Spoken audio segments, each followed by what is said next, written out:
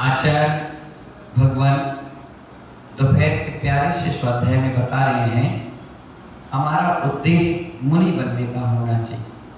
काय का होना चाहिए? मुनि बनने का। भगवान का धर्म उपदेश भी विमल भैया जब भी होता है वो सबसे पहले कहते हैं श्रमण बनो। क्या बनो? श्रमण का अर्थ होता है मुनि बनो। और मुनि के व्रत नहीं पालन कर पाओ तब वो कहते हैं कि अब श्रावक बनो। क्या बनो? श्रावक। वो ये नहीं कहते कि गृहस्थ बनो। श्रावक का मतलब होता है 12 व्रतों का पालन करना, 5 अणुव्रत, 4 शिक्षा व्रत और 3 गुण व्रत। वो क्या कहलाता है? श्रावक। 4 शिक्षा व्रत, 3 गुण व्रत। इसमें हमारी भोग और भोग की सामग्रियों की गिनती हो जाती है। हम इतने किलोमीटर नहीं जाएंगे, इतनी हरी नहीं खाएंगे, इतने कपड़े रखेंगे, इतने जूते रखेंगे, इतना पैसा रखेंगे। इससे ज्यादा हमारा असंयम का भाव नहीं रहेगा, संयम में भाव रहेगा। इस प्रकार से उद्देश्य को लेकर के अपन क्या करेंगे? कार्य को करते हैं। प्रॉपर्टियों का, मकान का, कपड़ों का, हर चीज का एक संयम हो जाता है, उसे कहते हैं श्रावक। और जो ग्रस्त है उसका कोई लाइफ ऑफ कंट्रोल LOC नहीं होता, वो ग्रस्त है, कुछ भी करे, कुछ भी रहे, कैसा खाए पिए, उससे अपन को मतलब। इसलिए भगवान का जब भी वाणी खिली है उसमें 2 ही चीज खिली, श्रवण बनो या श्रावक बनो, बस। तो इसलिए आचार्य बता रहे कि मुनि बनने का उद्देश्य होना चाहिए। पहले अपन दुकान भी जाते हैं तो अच्छी क्वालिटी देखते हैं, पहले हमारे बजट से देख लेते हैं कि हाँ भाई ये 1000 रुपए की चीज है, ये ऐसा है, ये ऐसा है, ये ऐसा है। आपको समझ में आया तो ठीक, नहीं तो फिर 500, 200, 250 की चीजें तो है। फिर ऐसा कई बार फटे कपड़े भी लोग ले लेते हैं, भाई लाओ सिल के चला लेंगे। पर अपन को ग्रस्त नहीं बनना, अपन को श्रावक बनना है या श्रमण बनना है। श्रावक बनोगे, प्रति बनोगे तो स्वर्ग जाओगे, मुनि बनोगे तो स्वर्ग से भी ऊपर सर्वासिद्ध सिद्धि योग है। तो ऐसे अपने लिए आचार्य भगवान बता रहे हैं, मुनि बनो या श्रावक। इसलिए वो कह रहे हैं कि जैन मुनि बनने का उद्देश्य क्या है? मुनि बन गए तो अब लक्ष्य क्या है आपका? दिगंबरी, वीतरागी, तपोधन बनने का उद्देश्य क्या है? तो आचार्य बता रहे हैं भगवान बनना है कि नारकी बनना है? प्रश्न कर रहे हैं आचार्य आपसे। अनुराग पंडित जी क्या कर रहे हैं? भगवान बनना है ना ये नारकी बनना है। सच्चा भावलिंगी श्रवण होगा तो मात्र कर्म क्षय के लिए मुनि बनेगा। किसके लिए बनेगा? जो भावलिंगी होगा। 2 लिंगी होते हैं, एक भावलिंगी और एक द्रवलिंगी। द्रवलिंगी का सिर्फ भेष और भावलिंगी का मतलब भेष के साथ भावनाओं से भी मुनि बनना। तो कर्म क्षय के लिए मुनि बनेगा, कर्म बंध के लिए कोई भी मुनि नहीं बनेगा। कई बार लोग आके पूछते हैं, हमसे ही आके पूछ लेते हैं, महाराज जी ऐसा काम हम कर लें, हम लोग चुप रह जाते हैं। महाराज जी ऐसा दुकान खोल लें, हम लोग चुप हो जाते हैं। महाराज जी हम शादी कर लें, हम चुप हो जाते हैं। लोग कहते हैं महाराज आप तो आशीर्वाद दो। मैंने कहा नहीं, हम आशीर्वाद नहीं दे सकते। बोले क्यों? मकान बना उसके लिए आप आशीर्वाद दे दो। हम नहीं दे सकते, हम तुम्हें आशीर्वाद दे सकते हैं, मकान बनने का नहीं, शादी करने का नहीं, दुकान खोलने का नहीं। हाँ, आप व्रत, त्याग, तपस्या, संयम, मुनि, श्रावक बनोगे उसका आशीर्वाद है। जो मोक्ष मार्ग को बढ़ाएगा उसके लिए आशीर्वाद है, जो संसार के मार्ग को बढ़ाएगा उसके लिए आशीर्वाद नहीं। अब तुम नहाने का आशीर्वाद लो, और नहाओगे कैसे? स्विमिंग पूल में। महाराज जी आशीर्वाद तो हम वाटरफॉल में जा रहे, महाराज जी आशीर्वाद तो हमारा जन्मदिन है, हम डीजे में नाच रहे। कितनी हिंसा करोगे, कितना पाप करोगे, उसकी अनुमोदना का कर्म का आश्रय इन दिगंबर साधुओं को लगेगा। इसलिए हम लोग कुछ नहीं बोलेंगे। इसलिए आचार्य कहते हैं जो भी मुनि बनेगा वो कर्म क्षय के लिए बनेगा। गुड़िया कैसे बनेगा? कर्म क्षय के लिए। असमग्र संयम के संयोग से या नियोग से भले ही स्वर्ग चला जाए। कौन? जो मुनि बना है, लेकिन मुनि स्वर्ग जाने के लिए कभी मत बनना। लोग कहते हैं ना स्वर्ग की, अब देवताओं का वर्णन जब तत्वासूत्र पढ़ेंगे तो उसमें निकल कर आएगा देवता कैसे होते हैं, कैसे खाते हैं, कैसे रहते हैं, कैसे पीते हैं, कैसे सोते हैं, क्या काम है उनका, क्या व्यवस्था है, क्या उनका वैभव है, क्या ताकत है। ये सुनकर अपन क्या कहते हैं, अरे अपन तो स्वर्ग जाएंगे। नहीं, मुनि बनने के बाद स्वर्ग की कल्पना भी मत कर। स्वर्ग जाओगे असंयम के साथ। किसके साथ? नरक जाओगे असंयम के साथ। तिरंज बनोगे तो तिरंज गति तो वैसे असहनीय पीड़ा है, तो नरक जाने के लिए नहीं बना जाता। कौन? ना मनुष्य बनने के लिए और ना स्वर्ग जाने के लिए, ना तिरंज बनने के लिए। मुनि तो मात्र निष्कर्म होने के लिए बनते हैं। किसके लिए बनते हैं? जितने भी मुनि महाराज हैं, बड़े ध्यान से समझना। एक श्रावक उपवास करेगा, जाप करेगा, तपस्या करेगा तो उसका पुण्य बढ़ता है। क्या बढ़ता है? पुण्य बढ़ता है। और एक मुनि महाराज उपवास, त्याग, तपस्या, जाप करते हैं तो उनका कर्म क्षय होता है। तो बात समझना।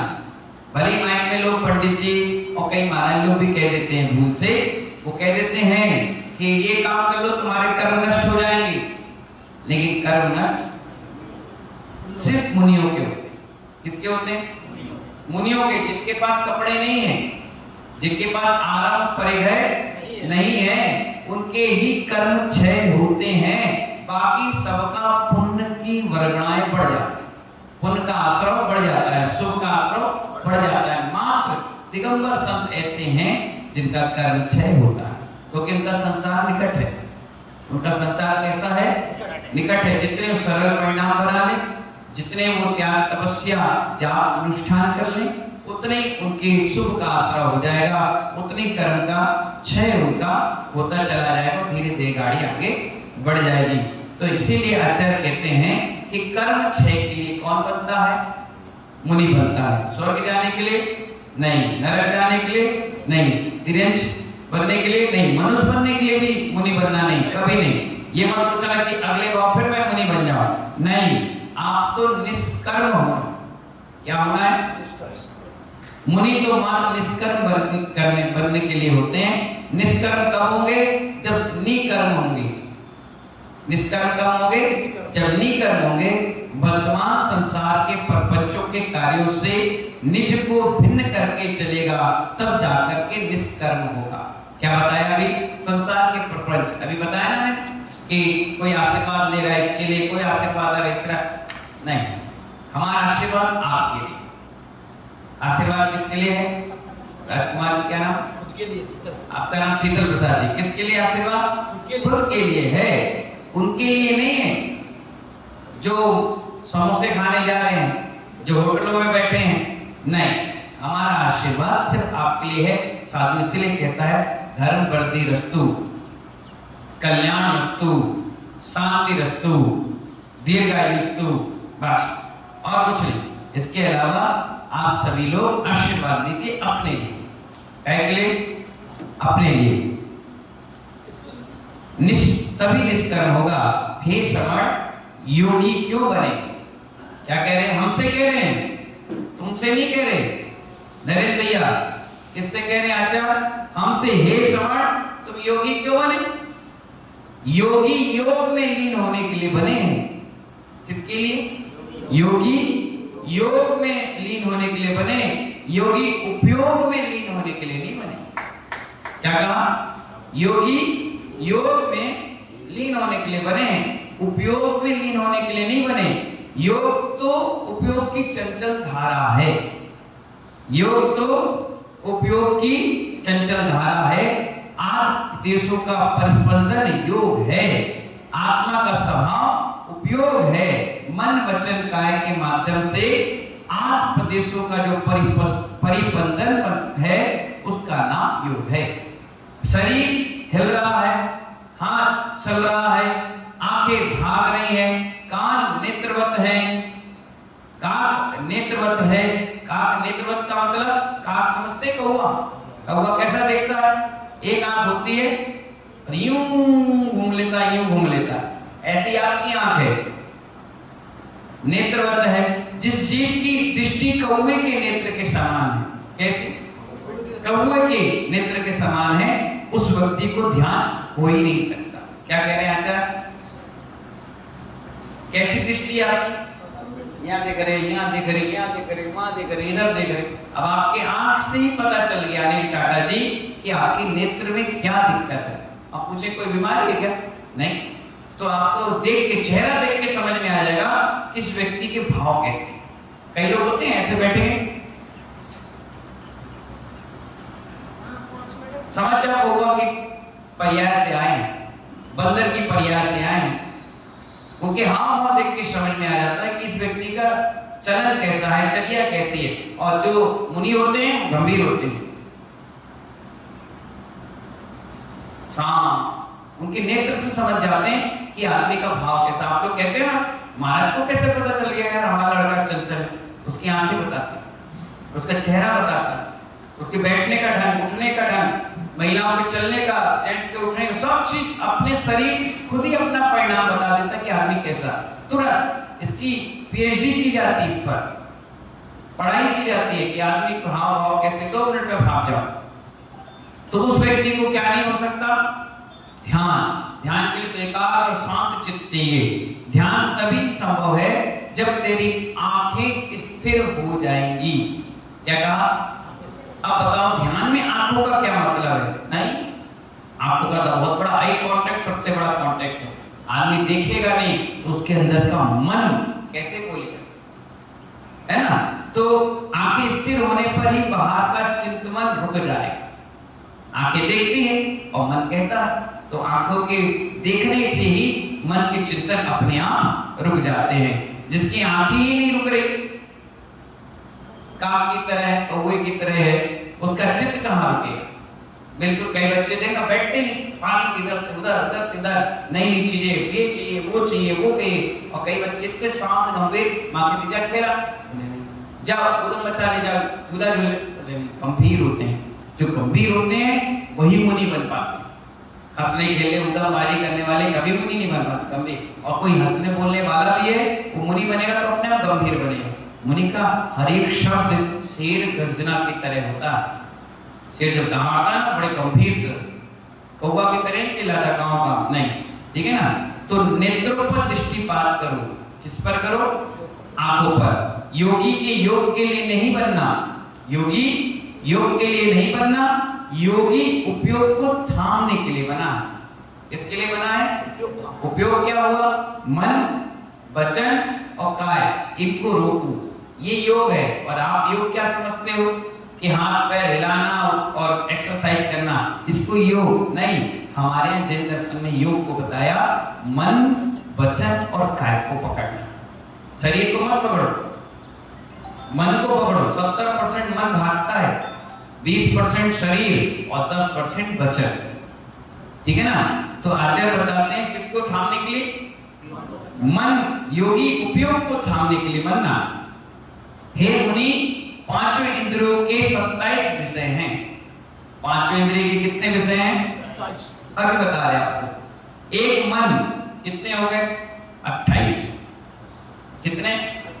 मतलब एक आइटम कंपनी से निकला वो 28 प्रकार का है। कितने प्रकार का? 28 प्रकार का। इन 28 विषयों में लीन हुआ मोक्ष मार्गी नहीं है। सुनने का शौक, देखने का शौक, खाने का शौक, बोलने का शौक, सोचने का शौक, ये जो शौक है, 5 इंद्रिय हैं, इसी के विषय 28 प्रकार के। जैसे स्पर्शन का, हल्का भारी कड़ा नरम, रूखा चिकना ठंडा गरम। सूंघने का दुर्गंध और सुगंध। सारे गा मा पा धा नी, ये बढ़े तो ये विषय है। कोई कहता है ना हमें बहुत संगीत का शौक है, बहुत बढ़िया लगता है, मुनियों को नहीं लगता। अरे मुझे ये इडली बहुत अच्छी लगती है। क्यों अच्छी लगती? महाराज इडली खाने के बने? नहीं। अरे मुझे ये देखना बहुत अच्छा लगता है, देखता हूँ आंखों से। क्या देख रहे हो? क्या देख रहे हो? अपने आप को देखो। ऐसे आचार्य डांटते हैं मुनियों को, वो ऐसे मुनि थोड़ी ना बनने देते हैं। वो चाहते हैं मुनि बनने के बाद इस जिनलिंग की हंसी ना हो। क्या नहीं हो अरुण जी? हंसी ना हो। इस पर लोग गर्व करें कि नहीं, हमारे दिगंबर जैन सर्वश्रेष्ठ संत है, उनके अंदर ये 28 विषय नहीं, बिल्कुल दूर। तो मोक्ष मार्ग आचार्य कह रहे हैं, विषयों में अगर लीन हुआ तो मोक्ष मार्ग ही नहीं है, तो मोक्ष कहां से मिल जाएगा? जब मोक्ष की राह पर चलोगे तभी तो मोक्ष मार्गी कहलाओगे। निहारिए स्वयं को। क्या कह रहे हैं? निहारिए स्वयं को, चिंतन करो 28 विषयों में से कितने विषयों को तुमने छोड़ा। चिंतन करो किस किस विषय को तुमने छोड़ा है। यदि नहीं छोड़ा तो विश्वास रखना अभी मोक्ष मार्ग नहीं। सिर्फ भेष है मुनि का। किसका? सिर्फ भेष है, फोटो है, ये मुनि है। विषय तो अभी छोड़े ही नहीं। घर में सुनते थे अभी सुन रहे, घर में खाते थे अभी खा रहे, घर में सारे शौक पालते थे आज भी वही शौक पाल रहे हो। तो घर में और अभी में क्या अंतर है? सिर्फ इतना ही है कि इन्होंने कपड़े पहन रखे हैं और आपने कपड़े छोड़ दिए। भाव से तुमने कोई भी काम नहीं किया है। व्यवहार मोक्ष मार्गी भी नहीं हो। व्यवहार में भी ग्रस्त क्या करता है? भैया आज हम संगीत नहीं सुनेंगे, आज भाई हम ये नहीं करेंगे, आज हम ये त्याग करेंगे। और साधु क्या कर रहा है? सारी चीजों में संलग्न है। इसीलिए जिसके 28 विषय नहीं छूटे, किसके? जिसके 28 विषय नहीं छूटे, मोक्ष मार्ग कुछ और है। जितना आप निहार रहे हो उतना ही मोक्ष मार्ग नहीं है। क्या कोई आके दे देता महाराज ये पेन लेना, महाराज जी क्या करना, कितना ही दे दो। उनको लिखना तो एक ही से है, रख के क्या करेंगे? अरे सोने का होना चाहिए, चांदी का होना चाहिए, अरे ऐसी रिफिल होना चाहिए, वैसे नहीं। उन्हें कोई मतलब नहीं। चुपचाप शांति से अपने भगवान भजन अपने आप में चिंतन करो और कोई मतलब नहीं रखो, है ना। तो आचार्य कह रहे हैं भैया आप मुनिराज क्यों बने? क्या मुनिराज क्यों बने? वह रत्नात्रय तो धर्म होते हुए भी उपाय ही है, उपाय नहीं है, उपेय है। उपाय तो उपेय के लिए होता है, उपाय ही उपाय हो गया तो उपाय को क्यों, और उपाय ही यदि उपेय हो गया तो उपाय का उपाय में भेद क्यों? आचार्य कह रहे हैं महानुभाव कि एक बहुत अच्छी बात बताते हैं गुरुजी हमारे। आचार्य श्री ये बताते हैं, बहुत 2 लाइन के बताते हैं कि अभी याद आएगी हम बताएंगे, बहुत बढ़िया। मुनियों के ऊपर बताई गई। मुनि का पद दूर है जैसे पेड़ खजूर। क्या कहा? मुनि का पद दूर है जैसे पेड़ खजूर। चढ़ जाओ तो फल मिले मीठे, चढ़ जाओ तो फल मिले मीठे।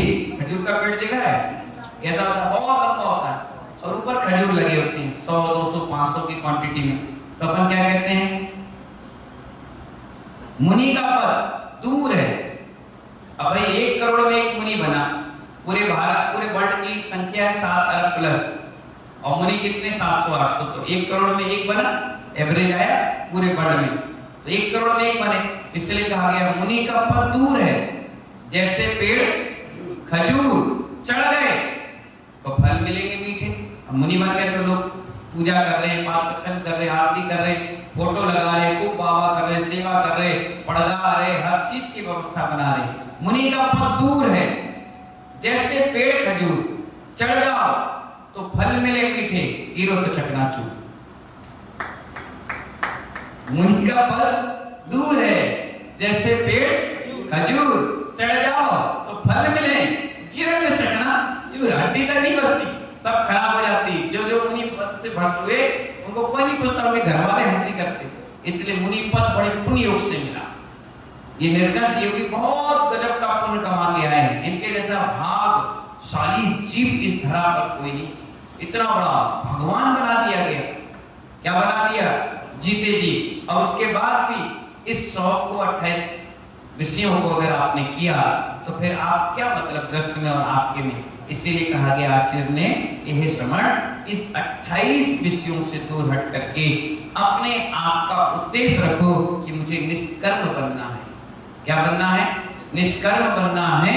तभी जाकर के सिद्ध बनोगे, अनंत बनोगे, तब जाकर आपका मोक्ष मार्ग प्रशस्त होगा। इन्हीं मंगल भावनाओं के साथ जय बोलिए महावीर भगवान की।